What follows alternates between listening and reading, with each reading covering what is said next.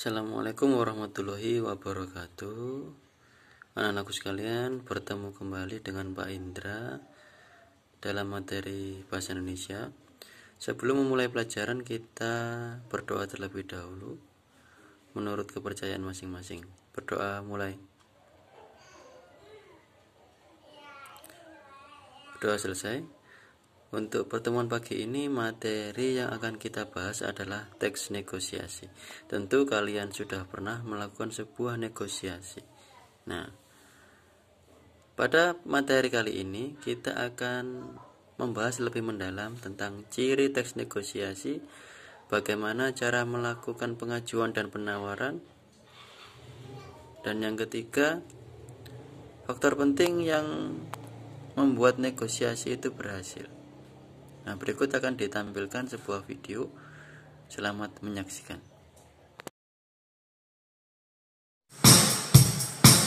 Rumah belajar, rumah belajar, rumah belajar, doa yo. Rumah belajar, belajar asyik bersama rumah belajar. Assalamualaikum warahmatullahi wabarakatuh. Apa kabar semuanya? Semoga senantiasa sehat selalu. Selamat datang di Rumah Belajar. Saya Lia Herliana MPD, Guru Bahasa Indonesia SMK SPP Negeri Samarinda, Kalimantan Timur. Sahabat Rumah Belajar, kali ini kita akan belajar mengenai teks negosiasi. Tujuan pembelajaran kali ini adalah 1. Dapat merumuskan ciri teks negosiasi. 2. Menjelaskan cara menyampaikan pengajuan dan penawaran. Yang ketiga, menjelaskan syarat tercapainya persetujuan. Sahabat Rumah Belajar, negosiasi adalah proses tawar-menawar dengan jalan berunding untuk memberi atau menerima guna mencapai kesepakatan bersama antara satu pihak dengan pihak yang lain. Tujuan negosiasi adalah tercapainya kesepakatan antara pihak-pihak yang berbeda kepentingan. Sahabat Rumah Belajar, ciri-ciri teks negosiasi yaitu partisipan adalah pihak yang menyampaikan pengajuan dan pihak yang menyampaikan penawaran. Selain itu, adanya perbedaan kepentingan dari kedua belah pihak. Kemudian, ada pengajuan dan ada penawaran. Terakhir, ada sebuah kesepakatan. Sahabat Rumah Belajar, struktur negosiasi yaitu orientasi, pengajuan, penawaran, dan persetujuan. Untuk pengajuan dan penawaran biasanya berlangsung lebih dari satu kali. Cara menyampaikan pengajuan dan penawaran yaitu kedua belah pihak harus bersikap sopan dalam menyampaikan pengajuan ataupun penawaran, tidak menekan pihak lain, serta menyampaikan alasan untuk membujuk pihak lain. Sahabat Rumah Belajar, syarat tercapainya persetujuan adalah partisipan harus menyampaikan alasan yang mendukung pengajuan atau penawaran. Alasan tersebut harus mampu meyakinkan pihak lain. Sahabat Rumah Belajar, berikut ini kita akan menyimak contoh negosiasi. Selamat menyaksikan.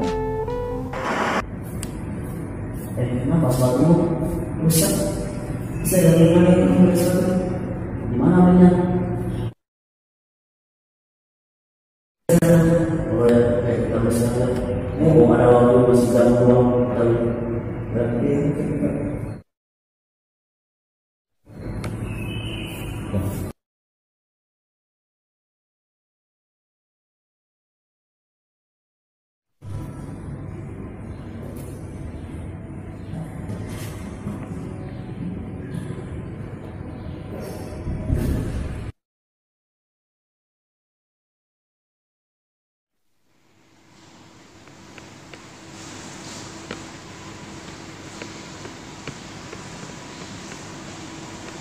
Di sini nggak ada banyak. Iya di sini. Pura-pura ada sini. Sini nggak ada. Iya. Bang. Bang. Oh ya, Beli sepatu. oh sepatunya. Bilang Ini berapa bang? oh ini kena 250. Mahal banget bang. Wah iya ini kalau yang ini harganya cuma 150. Dari mana nih? Ini dari Korea. Udah. Kalau ini dari Jepang. Bang berapa? Ya Jepang. Sebulan. Bah, 180. Nggak bisa deh segitu 190. Ini soalnya lagi tren-trennya, maka stoknya mau habis lagi gitu. 200 bang. Saya masih siswa juga bang. Mau buat sekolah juga. Oh masih stok ada? Iya bang. Ya sudah bisa. Jadi harga masuk berapa sih? Ya ada 100. 200 ribu ya. Ya, ambil aja ini. Iya bang. Ya. Bisa dibungkus bang? Jadi dalam fresh. Nah, sih. Ada. Sini guys ya.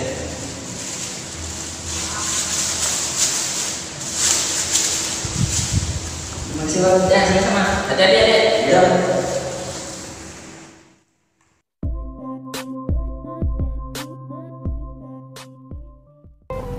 Sahabat rumah belajar, itulah tadi materi negosiasi.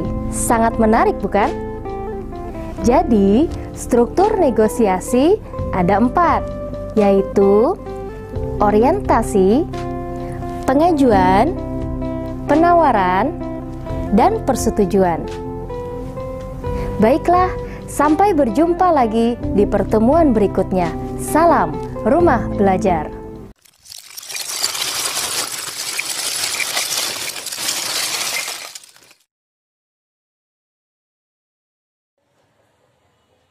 Demikian video tentang materi teks negosiasi.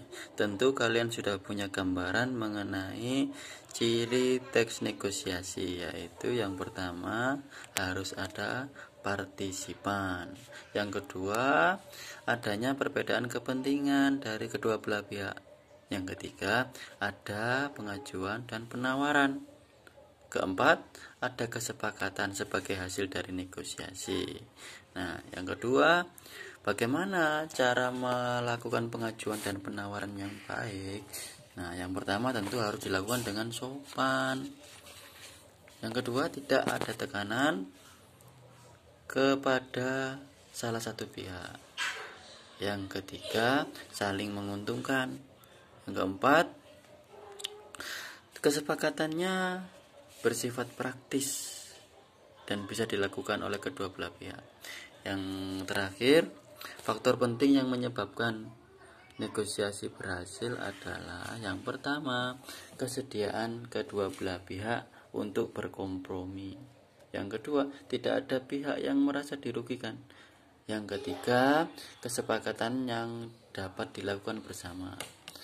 4, alasan yang diungkapkan bisa mempengaruhi pihak lain.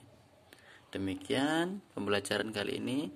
Bertemu kembali di pertemuan selanjutnya. Wassalamualaikum warahmatullahi wabarakatuh.